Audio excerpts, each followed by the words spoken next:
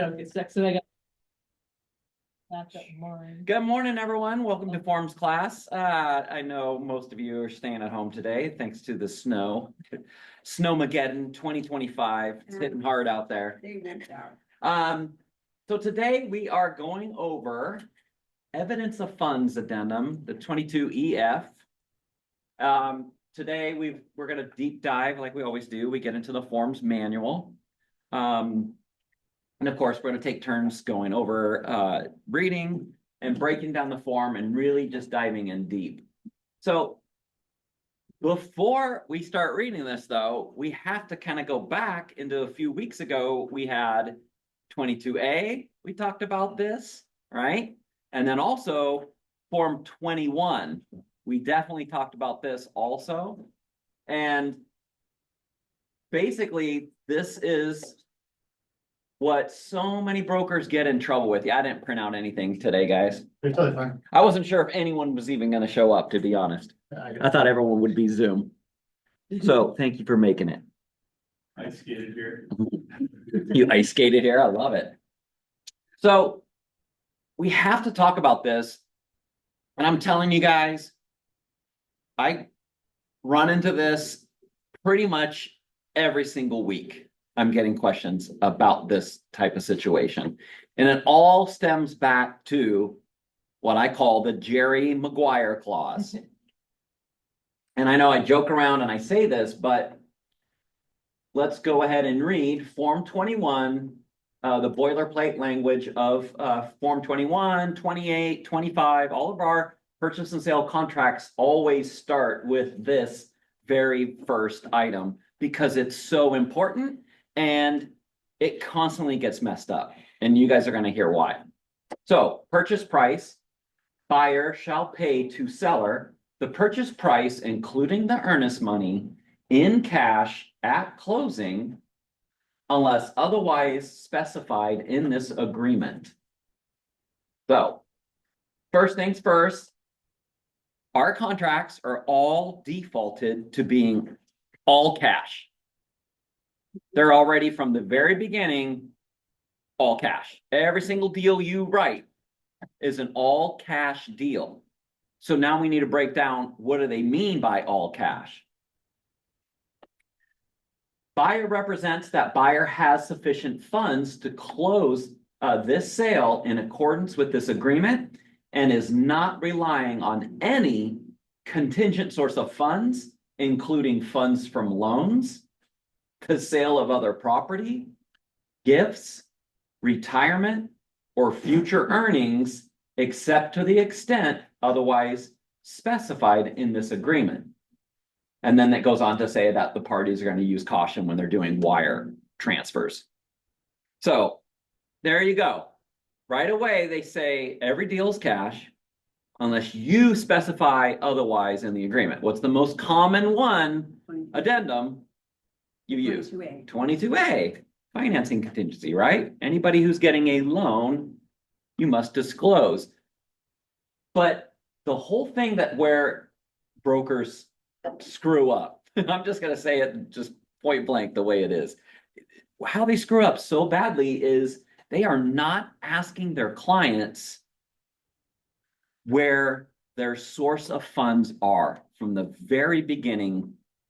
When you're sitting down, even doing your consultations, this is the type of scenario that commonly happens. You'll get a phone call or someone tells you, hey, I'm going to write this up. I'm all cash, right? And then you get the feeling inside like, oh my gosh, it's all cash. That's so great. We'll probably win this one. Or, we'll beat out multiple offers, or that's awesome. It's so strong, But what happens is people don't follow it up with any other dialogue. Because after we just read this, the most important thing is what? Where's the money? Where is the cash? Where's the money? That's why I call it Jerry Maguire clause. Show me the money, right? That's exactly what Jerry Maguire says. He's like, Show me. show me the money. Am I right? the only one who hasn't seen it, maybe? I haven't seen the No. movie. Who hasn't but- seen it? I haven't seen it, but I know that I've seen the scene where it's like making them. I should, I've never seen. That's a good one. You know, it's so good, like, you know, like it's. I know. I- It's a great movie. You never seen it either? I did. Oh, okay. I haven't seen it. McKenna, have you ever seen that? You have? Whoa. I'm the only one. Oh, probably. no. So you've seen it? Not yet. Not, Yet. Gavin hasn't seen it yet either. We're having a movie party. But I know the scene. It's a famous scene. It's a very famous Yes. scene. Yeah. So realistically, the client he reps pro NFL players and pro athletes. And he's an agent, you know, and he helps get contracts. And basically his client is really good and they know he's gonna get drafted. And he's gonna get picked and he's gonna get a big contract. But Jerry Maguire is like, you know, he's a kind of a rookie, he's kind of on his own. He left a big firm or something, he's basically on his own, so he's basically struggling, and he's like, his client tells him, I want you to scream that, like, show me the money, like get into the mode of you're gonna go get me the most money possible.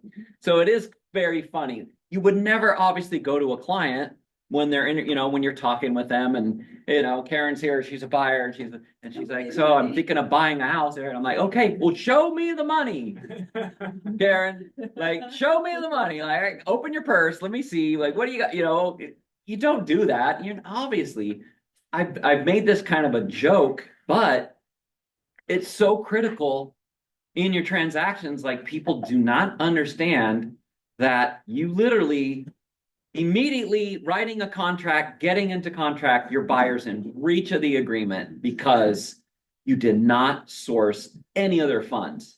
Because it's any funds, it's earnest money, it's down payment, it's closing costs. You have to know where those funds are. And if you don't, buyer could easily be in breach. I'm not even joking, probably 3 or 4 or even 5 conversations just in this week. And we're only on Wednesday. And literally, these are the types of questions and conversations I've been having. One broker said, yeah, got a deal, buyer wrote it, it's our listing, all right? And the buyer broker filled out the contract, and then the buyer broker goes and tells me that, oh yeah, the parents are gifting them funds for their down payment. So in the deal, there's no evidence of funds at all. So it's like right away that our listing broker knew that, well, they just disclosed and told us verbally. But what did we say? What has to happen in the agreement? If it's not cash, you have Yeah. to otherwise specify. Thank you. That's it. Well, Let's and not to mention, specify. the Let's lender- specify in the agreement. The lender's gonna wanna know that that's happening, because then there has to be a gift letter Yeah. and all kinds of things. Yeah. I had a young broker back in South Hill back in 2011 when I first opened that up. She's brand new to the business. She got her first client. So back in 2011, this home first offer she wrote was $525. That's a pretty good price for back then. Back then. That was a pretty good sized house, right? She was really excited, paid 3%. And she gets this deal put together. She's like, Eric, this is so awesome. Got it done. I did it. They do the inspection and went like glass. It was perfect. Everything was moving along. The lender's like, yeah, we'll be ready. We might even be able to close early. The broker's just ecstatic. Young guy, buyer, and his girlfriend were, she wasn't on the deal. It was just the buyer, the boyfriend. So all of a sudden, escrow calls, and this is the week of closing. They're literally like 4 or 5 days away. I think it was like a Monday or a Tuesday. So literally Friday was the closing. Get the call, and it's escrow. And they say, hey, we got a problem. It doesn't sound like we're going to be closing. We just got an earful from grandma who says there's no way in hell she will be allowing her grandson to have his girlfriend move into a house that she's paying for before they're married. When she found out, she said, nope, she's shutting it down. She said, I want my earnest money back. And I'm not gonna be depositing the 20 or 25% down of what they were putting down. But was it her earnest money? Was it her name on the contract? So my broker comes to me like, I don't know what's going on. Mike, don't you remember us talking about the Jerry Maguire clause? And just as soon as I said that, her head went. She's like, I never asked, Eric. So the deal ended up dying and seller kept the earnest money. They refused to give it back because buyers were in breach. She had to explain to them that you never told me your grandmother was gifting you the funds. And he's like, well, my lender knew. Well, the lender didn't say anything. And it was someone that our broker can like talk to hardly ever. So it was one of those situations. She ended up quitting the business after that. Oh, no. She was so frustrated. So these things happen, and it's so easily to happen because you guys will see deals come across your desk, and guarantee you've already seen this too. Someone will literally write like $795,000, and then they write at the very end, all cash. Has anyone seen that? Anybody in Zoom? Totally. Unmute. Yes, totally, totally. Or hard money or. Oh yeah, we'll talk about that one next. So this is the type of thing that's gonna come up. You're gonna see it. The deal's already cash. It's already cash unless you specify that it's not cash. But the most key component to the Jerry Maguire clause is the fact that buyer is not relying on a contingent source of fund. Funds, including funds from loans, sale of other property, gifts, retirement, like 401ks or future earnings, except to the extent otherwise specified in this agreement. So that's the part you just have to keep into your mind and get into a habit of talking to every single client that you work with, every buyer, and say, oh, great, that's awesome. So you want to go FHA? Great. So for your 3.5% down and your earnest money, is that coming from your checkings or your savings account? Which one? Checking or savings? Mhm. You really got to get into the habit to like I got to find out where the funds are. Mhm. We just had another like deal this week. Hey, Eric, my client, my buyer has they're putting a good amount of down for the down payment. And they just told me that they're trying to, they got a delayment because they said they can't get their 401k stock cashed out. It's going to take longer. Like, what? Well, did you write that in the deal? And they said, no, I didn't know that's where the money was coming from. Okay, well, did you ask in the beginning? Remember Jerry Maguire clause? Did you ask the buyer, is the funds in checkings or savings? They said, no, I didn't. So like, it's something so easy. You just have to get into the habit of finding out. You have to do this in every deal you do with a buyer. So now you guys, what do you think the odds are that this happens a lot where the buyer broker is not asking this? Oh, I'd say How often? probably 90% Yeah. of the time. I'm gonna say. It's gonna be Yeah. a lot, right? So now put your listing broker's caps on. Yeah, before you accept an offer, you want to make sure you know. Before you even accept an offer, do you even know the Jerry Maguire clause for that buyer? Did the buyer broker source their funds? Say, oh, is there down payment money coming from their checkings or savings? When you ask the buyer broker that and they go, as soon as they kind of or pause, or you already know that they didn't ask. So if they don't have those funds, right, why are you tying up your seller's house? How upset is your seller going to be? Because I want you to think about the situation about the grandma giving, her grandson the down payment money and earnest money. You're the listing broker. You just, yeah, we're accepting this deal. You look like an idiot. Then the seller's like, you didn't know that they were getting gift funds? How do we know? So Annie Fitzsimmons, she does a great class on this. She talks about this. She laughs. She loves my idea about the Jerry Maguire clause. She's like, I wish we could like use it in a video, but we can't. We'll get in trouble probably, from copyright.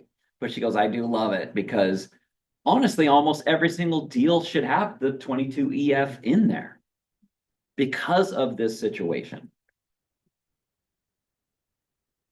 Do you think it'd be, with the- Yahtzee. Stop the mic. Mic. It is you playing. think it'd be good to put, even for doing financing, it'd still be good to maybe make the offer look a little stronger if you had the 22F and actually show the funds being there for people doing. So- amounts down and stuff. Hold that question because after we read through the document and understand the exact manual on how the form is to be used, you'll get a much better understanding because then you're gonna say, okay, wait a minute, if we're do this, how do we do it right? So I also don't put my buyer in breach for not following exactly how it's supposed to go. So Okay. hold on to that question, we'll answer it. But here's another one I want you guys to think about. And Zoom people, feel free to chime in. How many people have you worked with that do hard money loans? Yeah, have a couple. Had a couple. Yeah? Yep. So hard money loans. Usually it's. So what do you think?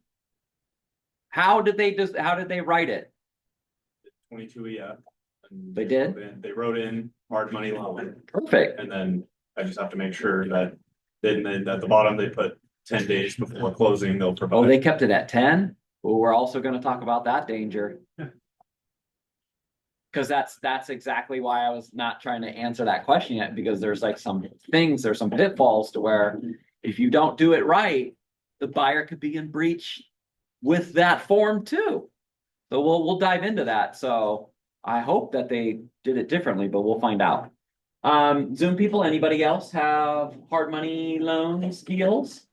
We had one recently, you know, this one, Eric, it was hard money loan, but they wrote it all cash. They put that in their offer letter, the email, like, hey, this is all cash, easy close. And they were doing and/or assigns. So they ended up assigning it to somebody, and that somebody was then getting a loan. And it just turned into this big mess. We ended up, it was like 2 days before closing. We're like, this is not going to happen. We required them to do a a release of earnest money, which was $15,000, and immediate release, non-refundable earnest money to the seller. And then we agreed to extend it. I think it was like 2.5 weeks or something because it was over the holidays. We're like, well, if we put it on the market now, it's not a great time to put it back on the market. So we'll at least let it ride through the holidays, see if they can get their act together. Yeah. Got through the holidays. They did not get their act together, did not close. And we kept 15,000 earnest money for our seller, and then put it on the market and got 20 grand more. So it worked out well in the end, but it was a big headache and a mess. Yeah. So you're gonna see this. This is gonna come into play for all of you. You're gonna see the all cash or even the email or the other letter. It's so critical for your business. You have to ask the question with every buyer you work with. Okay, is your down payment and your earnest money in your checking account, or is it in savings? Because if they don't answer that, you're not going to know if you need to bring the form into play, right?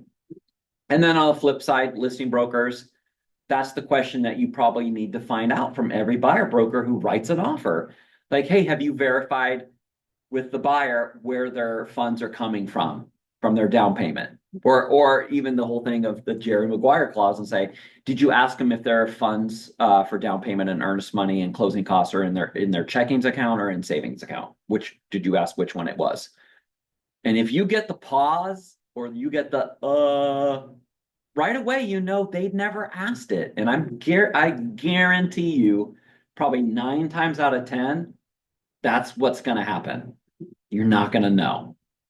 And then if you don't, you're going to be writing a contract, putting the client in breach. They'll be in breach of the agreement right from the beginning. Questions or comments about that? Anybody else before we jump into the form itself? So how would you handle that conversation if you get that pause from a buyer broker? Well, then it's time to kind of decide, well, that makes their offer not as strong. You don't know if they really have the funds. You don't know if you're gonna be in the situation of the grandma who's giving the funds as a gift. Or you at least want to talk to the lender, Yeah, because maybe the lender knows, but the agent just doesn't know. possibly. But if the lender knows for sure, then you're like, okay. Yeah, I mean, assuming it's not a multiple offer situation and you've got some other offer that's, they do know what they're doing, and let's say it's your only one.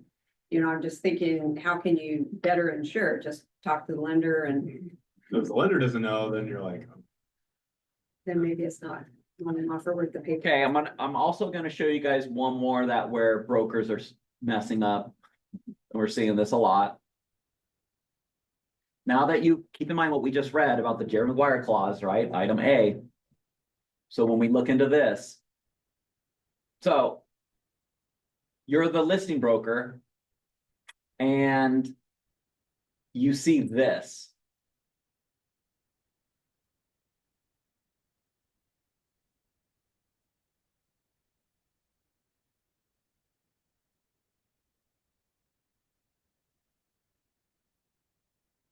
That's what you see. What's wrong with this? So.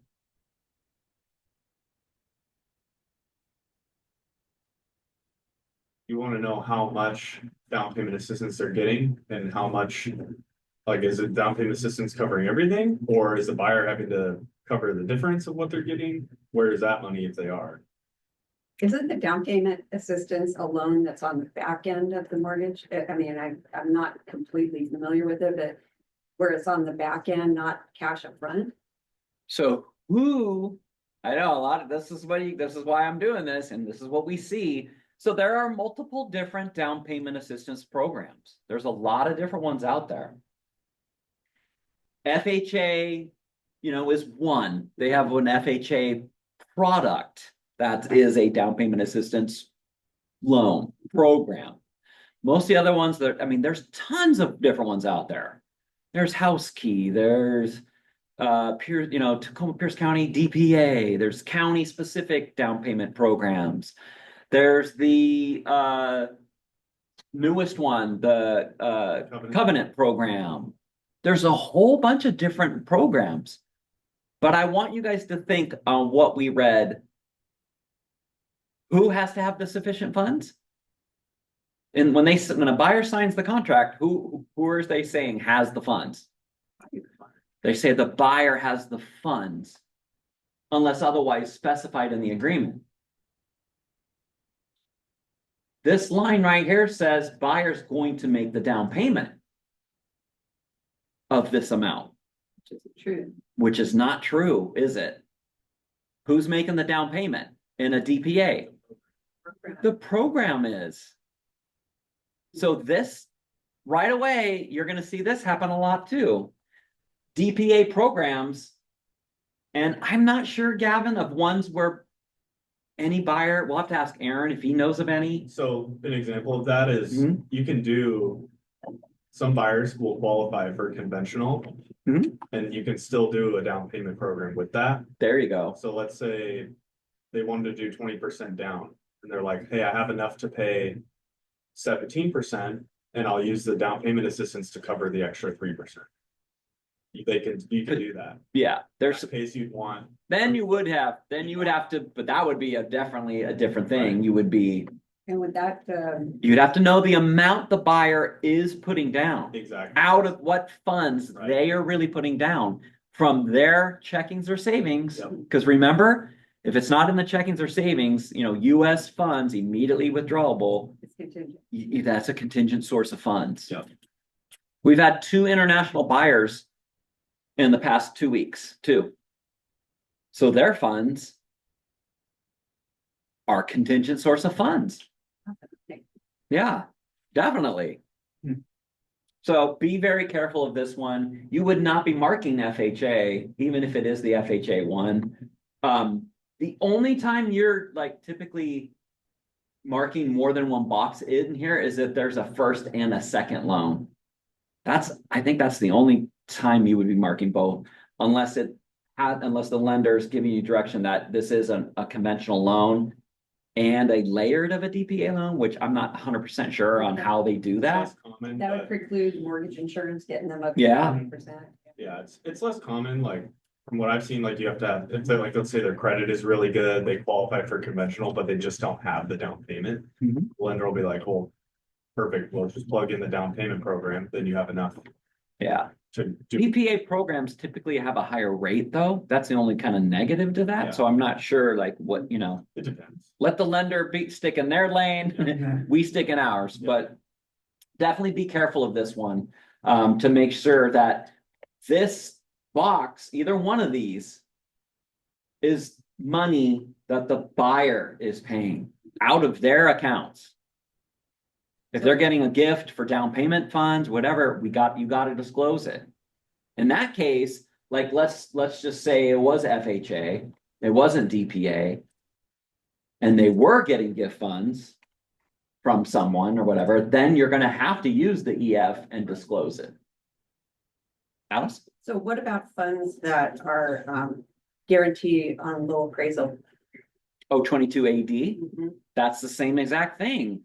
If you're stating in that form, and it says it in there, buyer acknowledges that they have sufficient funds to bring this amount of money that they're saying that they're Those going to can be use. Contingent funds, right? It could be, but you'd have to, then you gotta disclose it. And that would be on the 22, yeah. You should do that on 22 EF, yeah, So if you you're had saying to. So you're saying if you have an FHA buyer and they're using down payment assistance, Hmm. and the down payment assistance is covering their whole down payment. You don't mark FHA, you mark down. payment It's just program, down payment program. And you put You put zero because. zero. contract This is buyer. always how much is the buyer putting down. It says right there. Yes. If you're using, so the down payment assistance, but then, so the earnest funds to cover that 3% down payment, then how does it work for earnest funds? Earnest money is their separate amount, and that's the same thing.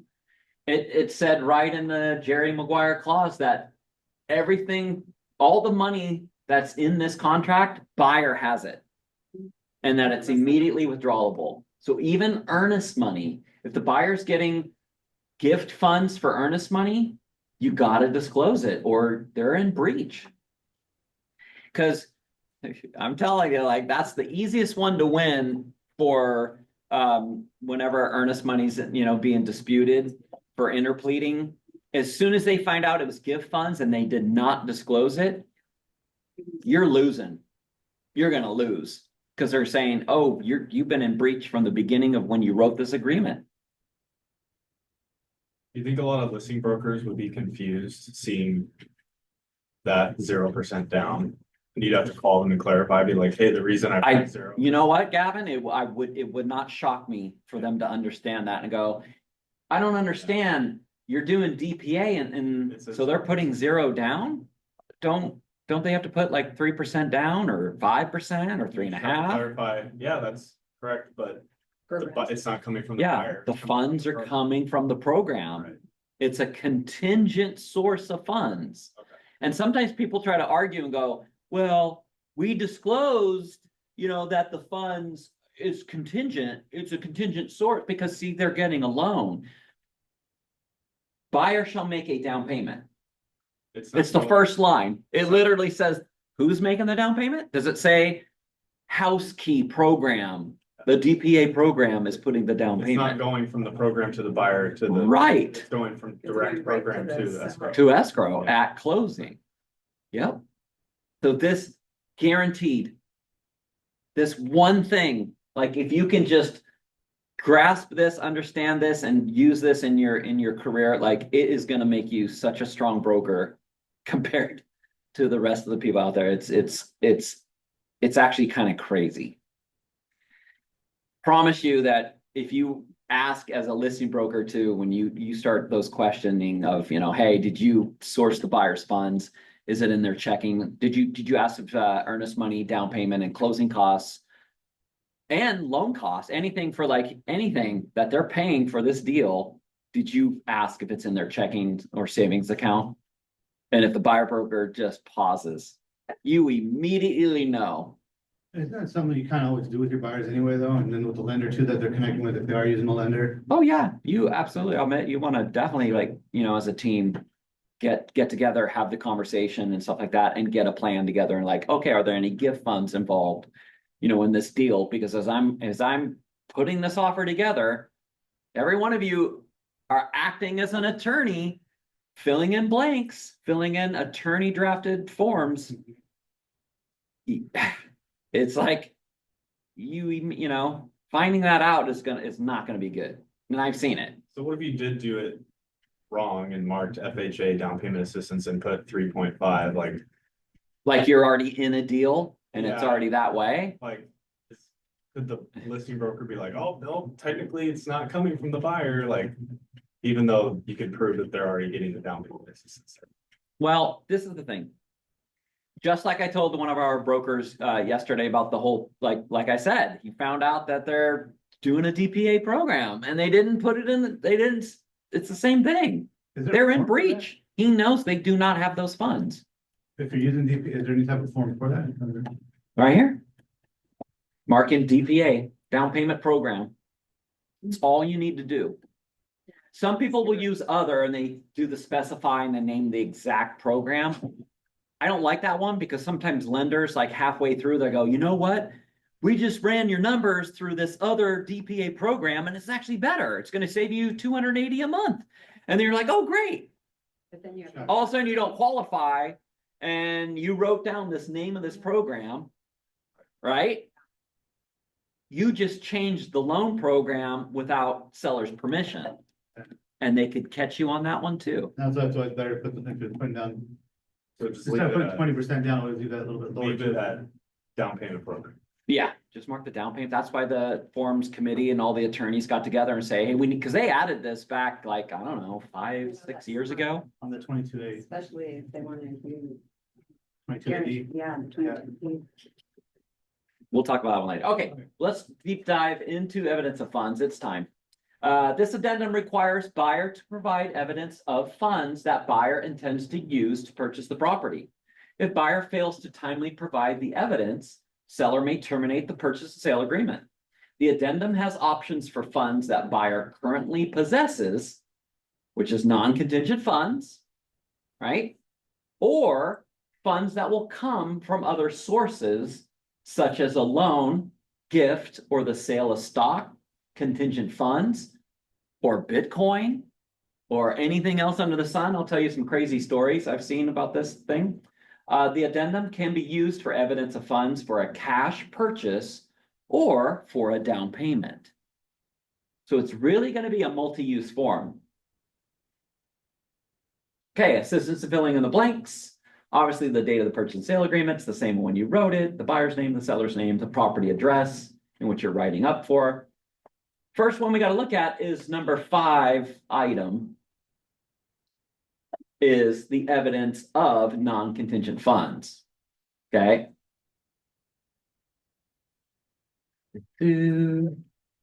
Okay, check this box if buyer is relying on non-contingent funds for payment of the purchase price. Insert the number of days that buyer has to provide evidence of such funds. So you got to look and see how much time they've got to provide it. This box, if you're marking number 2, right? If you're marking number 2, this is cash funds. Cash. This is really cash. So why would we have to do that if we've already established that every one of our deals we write is all cash? This is just saying, hey, I'll prove it. Here's the statement from their checking account. It's there, it's good. Stronger offer. Yeah, it's stronger. And now that you guys kind of like understand this, know this, hopefully it got your minds thinking like, oh my gosh, how many deals have I seen or have I had as a listing broker that we had no idea, where the buyer's funds were, and we just accepted this offer for my seller. Usually I get the comment after class, people are like, you freaked me out because like, I'm going to want this on every offer I write because I've never asked anybody this, Eric. I've heard this so many times, so many years that it's It's scary. Okay, so the evidence of non-contingent funds, let's really break this down. Buyers relying on non-contingent funds for payment of the purchase price.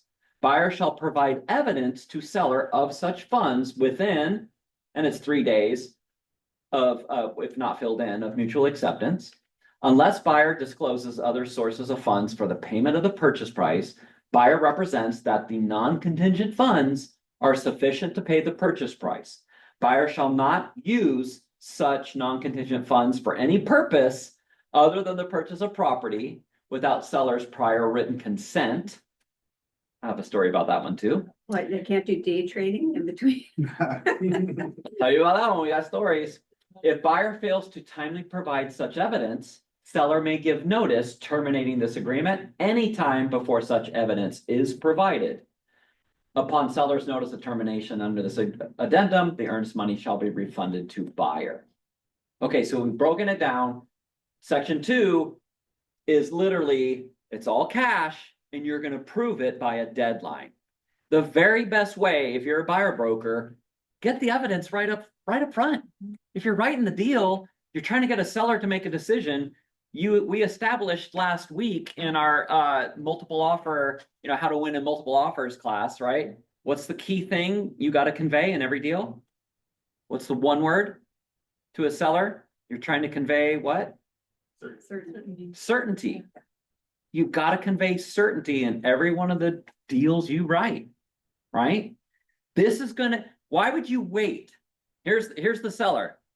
They got 15 offers laying out on the table and they're looking at them and they're looking at you and they're like, oh my goodness, all of these, they got multiple, some of them have escalation clauses. This one's got a 22 EF that they're going to prove it in 5 days. And then they get to the last deal on the left and then they open it up and they look at the 22 EF and they have 0 days. And in the back, there's a copy of their account, right? With their account number blacked out.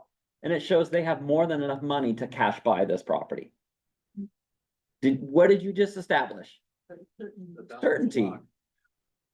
Yeah, it's definitely should have the client's name. Sure. Have the same name. We've seen some doozies. Literally in the beginning, was it at the beginning of December or end of November? I can't remember. We had a deal where they were proving they had the funds. And our broker's like, hey, Eric, we're under this contract. They sent me their proof of funds. They had 5 days to do it. And it's a different name. I don't understand this. Well, like, okay, well, what does it say? Oh, it's under an LLC. Well, that's a business. So now we need to vet to see if the buyer is the owner of this LLC. Guess what? He wasn't. His name was not anywhere in the managing members or director, anything for the whole LLC. We're like, you provided us funds, and guess what they said? What do you think? Where do you think this story might go? If the name's Smart in money that. loan? Bingo. The business was loaning them the money, which is a contingent source of funds. What was the word he said? Loaning. Oh, you're loaning them the money. That's not the same. So if you know you're doing cash, or guess what? You want to make your deals even stronger? Even if you're doing FHA. Even if you're doing FHA. Think about this. You could use 22 EF. You can put evidence of non-contingent funds right here, put 0 days, get a copy of their account numbers, and you can prove that, look, buyer has their funds for their down payment, earnest money, and closing costs. And yes, we're getting a loan, right? We're going to go ahead and use 22A, and there's a bunch of different avenues, which we already went over in that forms class. So if you did that, you don't check number 3 because you have the 22A. So you can do evidence of funds of even your down payment money. Right, but then the balance is coming from a loan you're not checking number 3 with a loan if you have a 22A though, are you? Correct. You wouldn't probably want to unless the times I've seen it, Mhm. is sometimes people use this form also to show that they are getting a loan, they're fully underwritten and they're waiving financing, they're waiving low appraisal, But then there's no 22A. then there's no 22A. So in this section right here, the definitions, we'll just go around the room. Gavin, you read A. Evidence means documents from a financial institution in the United States showing the buyer has sufficient cash or cash equivalent in United States funds. Yep. Zoe, you want to do B? And then we'll have Alan. That buyer has possession and for which there is no contingency, such as financial, financing, or equivalent. The 22A. Sale of buyer's property from 22B or equivalent, or pending sales of buyer's property. 22. Yeah, so usually you'll never see evidence of funds, but you can prove that buyer's down payment is gonna be part of this. And you can prove it up front. Contingent funds, Alice, want to do that one? C? Contingent funds means funds that buyer does not currently have but expects to receive from another source prior to closing and for which there is no contingency, such as a loan, proceeds from the sale of other property or stock, retirement funds, foreign funds, a gift, or future earnings. Yeah, that's the one that, that gets a lot of people too. So you could do it either way. Some people go the route of just giving the copy of clients' accounts, right? Their bank statement, make sure the account numbers are blacked out, showing they have enough funds, and they just send it with their offer. So it's kind of goes along the old school way of people showing a check written already to the escrow. Remember how like a lot of deals used to always show that? I still see it. Still to this day, not as often. Definitely not as often, because as soon as you touch that, you guys know you got to give a Form 89. Both firms have to have copies of that, and you got to have the deposit receipts also from escrow. So it's not happening as often. All right, let's go into number 6. Disclosure of contingent funds. Check this box if buyer is relying on other sources of funds for the purchase price, and insert the applicable information about those funds. All right, so here's the section that really kind of glues everything all together here. Buyer is relying on contingent funds for the purchase price. Loan. So here's straight up loan. If you're waiving financing, you could put loan, 20% down from, or buyer going 20% down and getting a loan from Bank of America, whatever. You could just totally disclose the exact lender. I've seen everything on this. The line is long for a reason. You can type in a lot depending on what their situation is. The next would be sale of the following owned by buyer. So how this typically comes into play a lot of times is you might have a deal where the buyer is, they own their home outright. And then there's a lot of these situations out here right now. And they're like, hey, we're going to sell our home. We want to downsize. We don't owe anything on it. We just want to sell and buy another home. Something, a Rambler, no more stairs, So a lot of times you're going to be using 22B, contingent sale. And then because in 22B, right, says that they're selling which property. In here, since item A, right, we got to go back to the Jerry Maguire clause. We got to prove that buyers got sufficient funds to close the deal. Well, they don't have those funds, do they? It's all tied up in the home. So you need to make sure you're disclosing that, yep, as soon as they sell their house, you're going to mark that second box, sale of the following owned by buyer. Do you notice how it doesn't say house? It could be anything. Stocks, Could be their car. I mean, their boat, their yacht. so how specific? Livestock, I have heard of being on this. So on that line, let's say it is a home owned outright that they're going to sell and you do have a 22B.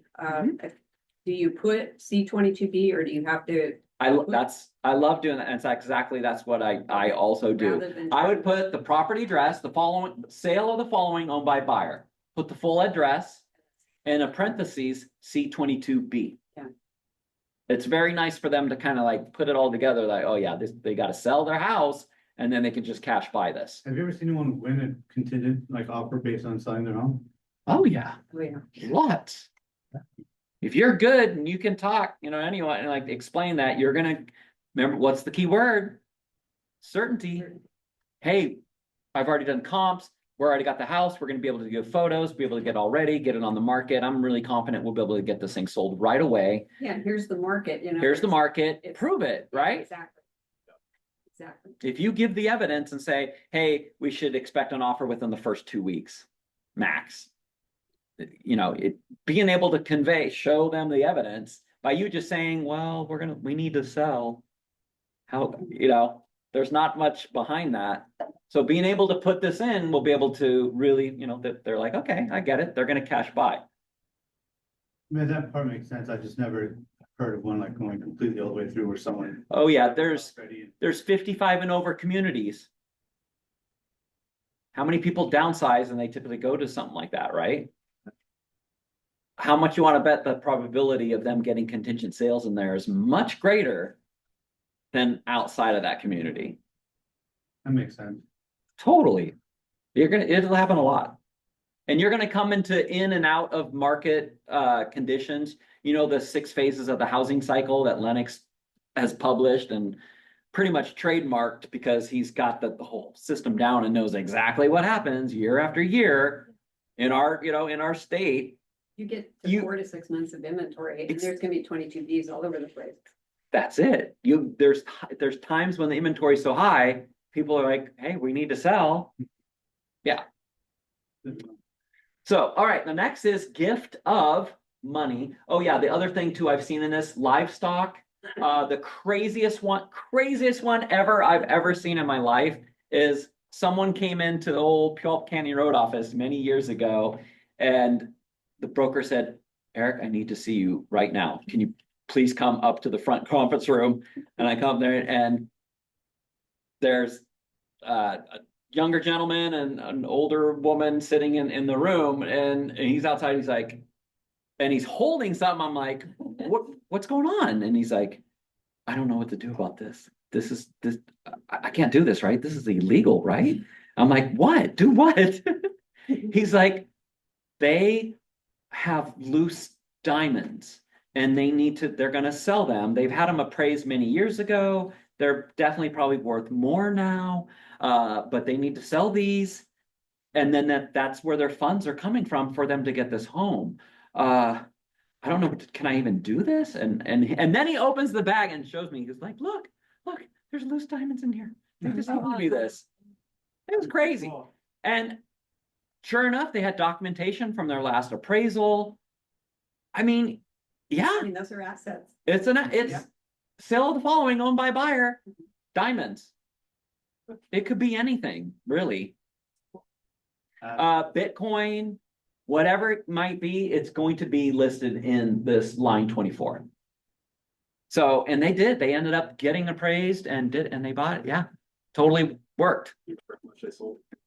I don't, this is like back in 2006. Probably a lot. Jewelry's Huh? worth a lot. Probably a lot. It was, We just had all my mother-in-law's jewelry appraised, because she passed away and it's worth a lot. I mean, it was worth more than we thought. So I could see a bag of diamonds being a lot of money. Yeah. For sure. Yeah. Yeah, it's crazy. So gift. This is the thing. Go back to Jerry Maguire clause. Are they getting gifts for down payment, for closing costs, for earnest money? Whatever it is that's a part of the deal, disclose it. Disclose it. Or, you could be putting the buyer in breach. We got to know how much is the gift and from who. Now, questions I typically get on this section where someone's getting some gift funds from one person for earnest money. and another for down payment from someone else, you need to disclose both. Oh, yeah. So it's total gift amount. If earnest money's $5,000 and total down payment's gonna be 20 grand, how much are you writing in this box? 25 grand. Yeah, you gotta, it's all the funds. And if it's coming from grandma, and then other funds are coming from mom and dad, you're listing both. Or all of them, just list them all. It's all of where it's coming from. The next one is funds not readily convertible to liquid US funds. That's if money's basically outside of the country. Yeah, I've had that.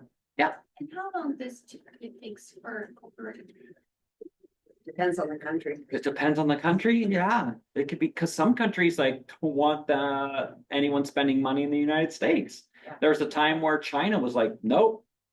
Like, That's where you gotta stop. consider number 7. I mean, it used to be you could convert funds from Hong Kong very quickly and now, Yeah, no. So it just depends. yeah, it could be 5 days, a week, 10 days. It really depends. So the next would be down payment program. If they're doing a down payment program, a DPA, you can do this because I've seen some people do this. Not very wise, Now, is this but if they don't have a 22A, they're checking this? exactly, more than likely, you'll see the situation where it's DPA. And they're actually doing this. I've seen some brokers do a 22A. And they wrote in the amount that the DPA is coming in with. Like Like the Like- buyer's break. the 5% or 3% down. And then they use a 22EF and then they disclosed that the down payment is coming from the covenant program, from the actual, they're naming the actual program. You can do that. That's okay, but Isn't it it's pretty kind of, In the contract, because the 22, the 21 says one thing and then this says another. yeah, Yeah, because it's like, this is coming from buyers. yeah. Program, so is that combined or? No, yeah, exactly. It's confusing. I was always taught you don't do things in the contract that conflict. Yeah. You can use it because it says that you can provide evidence, but more than likely it says there's no contingency on these. So how I saw it is they marked 2B. Remember we just had 22A and they put 0 days, they waived it, but they also disclosed it. Not the best. Like I said, if you're waiving financing anyway, you can do it this way. But DPA programs waiving financing, not a good idea. Not a good idea. Because a lot of times, what happens? Not just that. Let's say they're fully underwritten approved, but they're doing DPA. The program might change. The program ends up changing, or have you heard they run out of funds?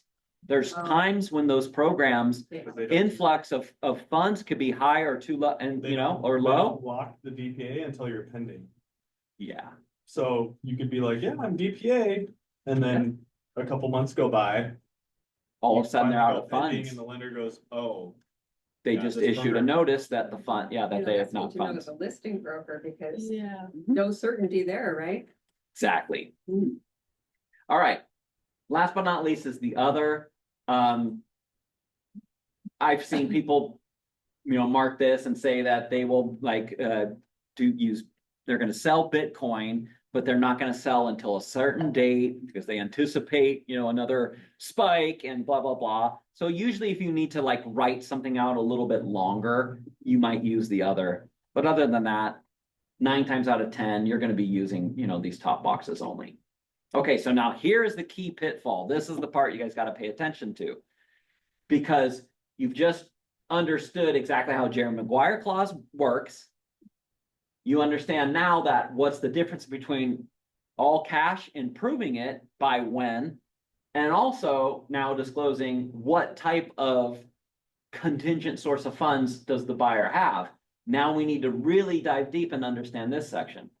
So it says buyer shall provide evidence to seller. It says 10 days, if not filled in, prior to closing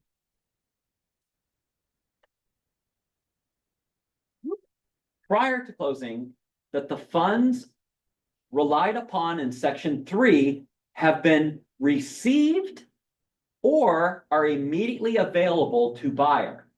If buyer fails to timely provide such evidence, seller may give notice terminating this agreement anytime before such evidence is provided, and buyer shall provide seller with additional information about such funds as may be reasonably requested by seller from time to time. Upon seller's notice of termination under this addendum, the earnest money shall be refunded to buyer. If buyer disclosed that buyer is obtaining a loan, seller shall permit an appraisal of the property and inspections required by lender, including but not limited to structural, pest, heating, plumbing, roof, electrical, septic, and well inspections. Seller is not obligated to pay for such inspections unless otherwise agreed. So how can? So that- what's the problem? Well, at DPA, they're not gonna release the funds until closing. Loans don't get funded until the day of closing, so you want, if it's a loan or a contingent source of funds, you wanna put 0. Yeah, you're skipping ahead, but 10 days before closing, the client's never gonna have those funds, you guys. They're never gonna have it. They won't have it ready. We had someone in Bellevue use this and get their client like 200 grand more. Because they ended up, the deal was fine, they were going through, and all of a sudden someone came in and said, man, my clients wanted this house so bad, they're away on a trip. They just got back from Europe and they're devastated. What would it take to kick these buyers to the curb? And they're like, well, we got like 100 grand more. So, they had multiple offers and they said, well, we'll pay you 300 grand more. Would $200,000 more be better? And they're like, they had to like decide like, oh my gosh, that's quite a bit more. Like, are you serious? Can we do this? And they said, yep, we waive everything. We will close in 7 days. Wow. And even with the difference, they still closed almost to the same amount of time. And they got 200 grand more, actually 300 grand total more than what their list price was. So did the agent figure out that they could get out of it on this, or was it the DB? Yeah. The agent figured that out? Wow, Yep. I mean. Because they said, hey, we only had a few more days before the 10 days were up, for its 10 days before closing. They said, okay, escrow, do you guys have the funds? Do the buyer, do you have those funds? Did they send them to you? We need proof. And they were scrambling. They're like, we don't have those funds yet. It's not closing. And they're like, get our attorney on the hotline. What do we do? And the attorney told them that there's nothing you do. You agreed that they're going to have it 10 days before closing. They left it blank. So 10 days before, so they kicked them to the curb and they got more money. Can you imagine, like, you think this is going to close and you're like, That's a big lesson. Yeah. we even had another top producer at another office who used to be here call me and say, I'm confused. I don't understand. You guys, you disclosed you got a contingent source of funds and you put 0 days. Aren't you supposed to prove to us right away that you have that? I go, nope. I go, it's before closing. And they were like, oh my gosh. I never knew this. I didn't understand this. I always like automatically thought it's, it's the non-contingent source of funds in section above. They constantly thought about this one, which is 3 days after mutual.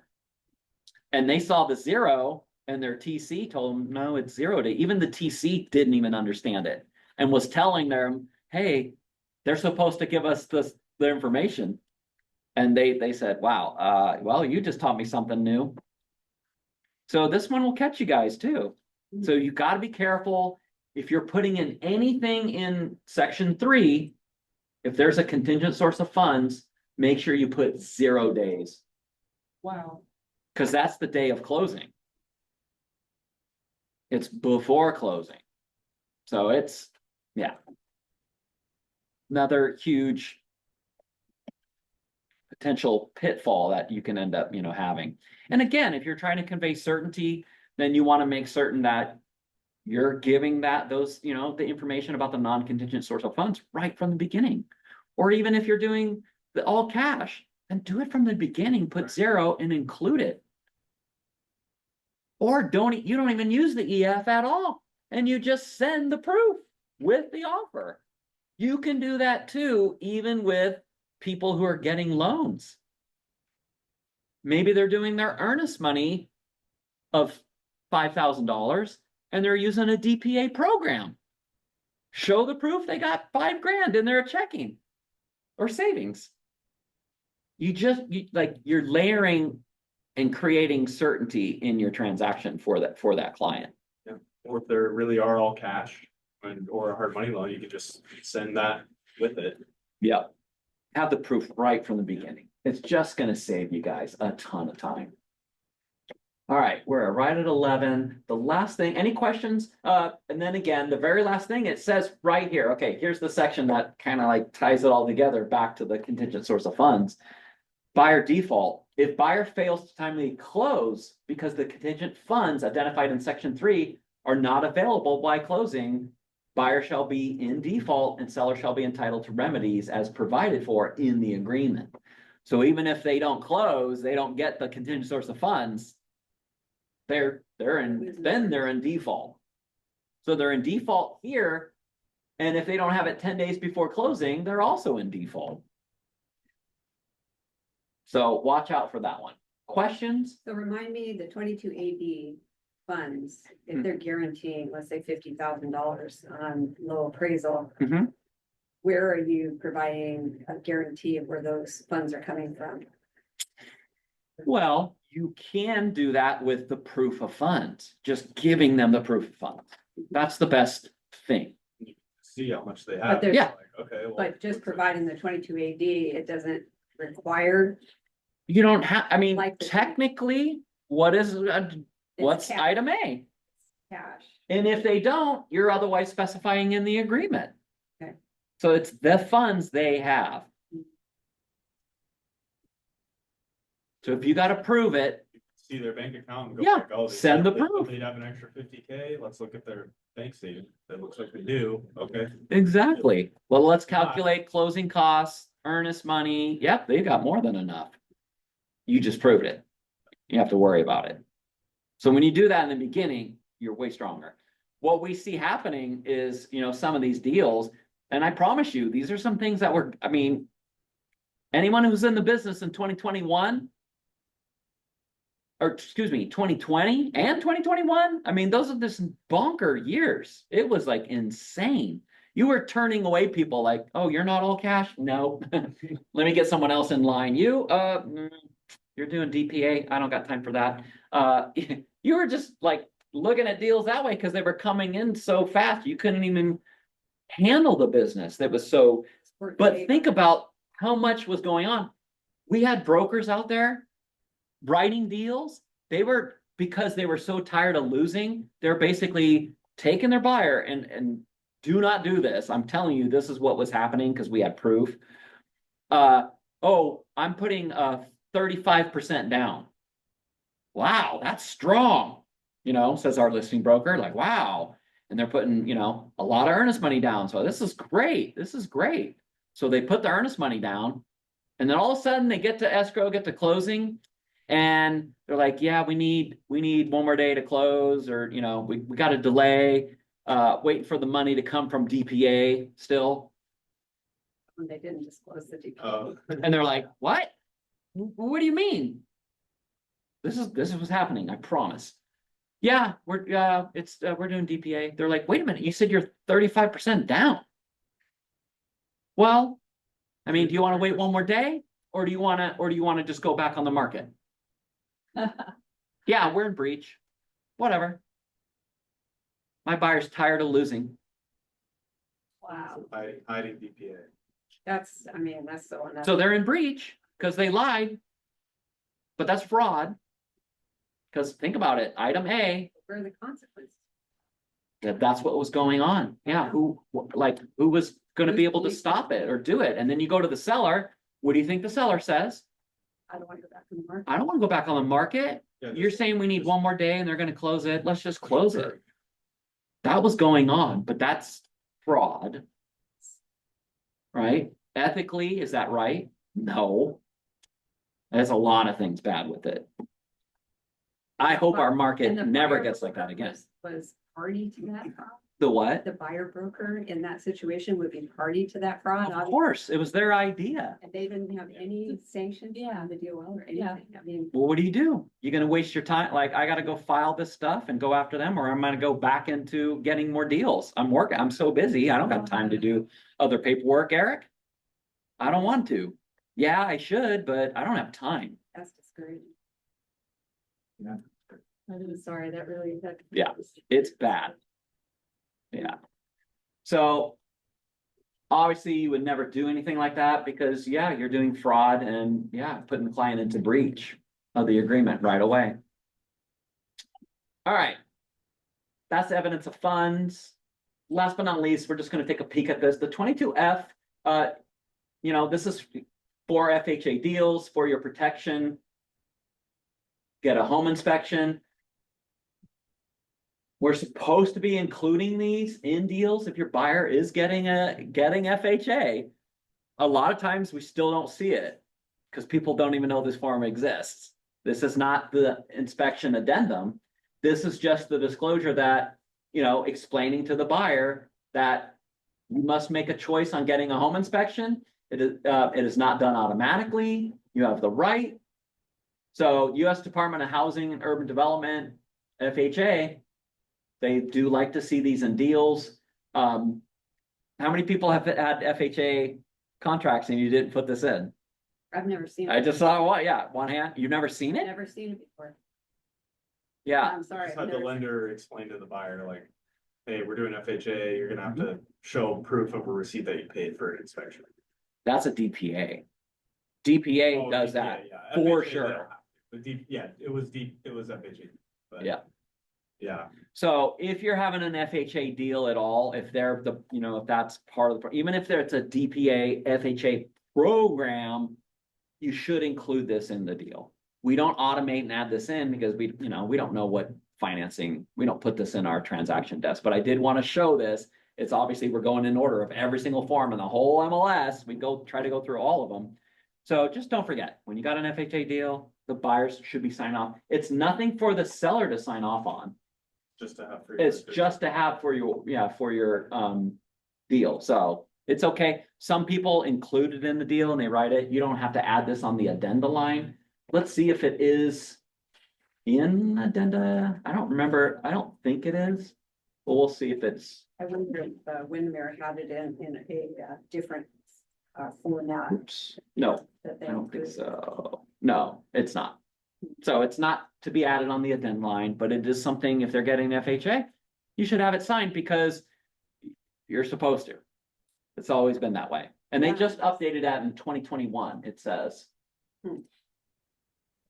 Yep, June 30th of 2021.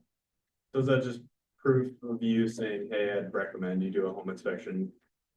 Yeah, and it tells But them, if you don't, it tells buyers like the appraisal is not a home inspection and does not replace an inspection. FHA and lenders may not guarantee the condition of your potential new home. Your home inspector may test for radon, health, safety, and energy efficiency. Selecting a trained professional home inspector. Seek referrals from friends, neighbors, other buyers, realtors. You guys all know that we talked about that in that inspecting the home inspection process. So what's the difference with this and sending that inspection referral? Oh, totally different. Totally Wouldn't different. that referral, like, kind of just be like, hey, I'd recommend you get an inspection, but it doesn't really say that. It's just referring. It's just who are you recommending Got it. and how you've either had a business relationship with them in the past, or if you have a family member who's part owner in one of those companies that you're referring, you have to disclose that. If you get, someone misses something, like we have something right now where one of our past clients, unfortunately, the home inspector did not see there were two attic spaces separately in the house, because sometimes, weird funky houses, different levels, can't connect all one attic. So they have another attic space and they missed it and the buyers went in it and because they were getting sick and the whole inside was filled with mold. So Mm. the home inspector missed it. And unfortunately, our broker had only referred the one inspector. So you know how that looks. They're gonna be blaming our broker and us. So that's why always using the 41D. So this is more saying like, This is if- buyer only. if they waived inspection and something was wrong with the house, you could point back to this and Yeah, say, recommend. This is, get it we always tell you guys, there's like layers of shields that we try to get in front of you, right? In deals and contracts. 22D, the number one, listing brokers or selling broker does not guarantee any of the information, any accuracy of information provided. It's up to you to inspect the property, to the full extent, right? Like buyer beware. Why do some people don't include 22Ds? That doesn't help protect us either. So you want those in every deal. In fact, it even says that it should be in every deal, especially having marked number one. But this is just one more layer of protection of a shield in front of you, us, and the buyer if any legal action were to happen. Because think about it this way. You had this sign. You had the buyer's advisory and a seller's market addendum, John L. Scott 2-page, thing for them to signature for anything they waive. You got those pages in front of you too. Now you got 3 pages in front of you. 22D marked, that's in front of you. That's all layers of protection. Like buyer, you were warned, you waived the inspection, you closed on it, and there's problems and you're upset with me. Didn't you read what you signed? So that's why you're supposed to do it. And FHA wants these signed by buyers. You're gonna get the FHA ambulatory clause paperwork from the lender later on in the deal, right before closing usually.